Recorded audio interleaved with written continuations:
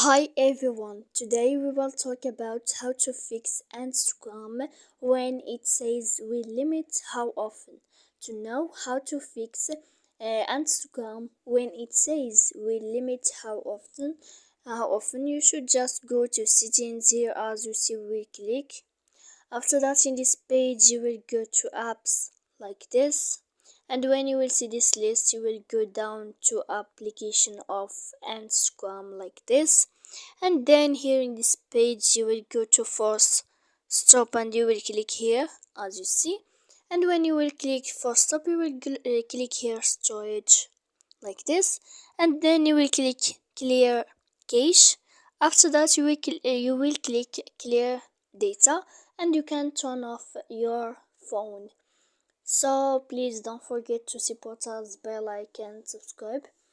See you next time in another video, and thank you for watching.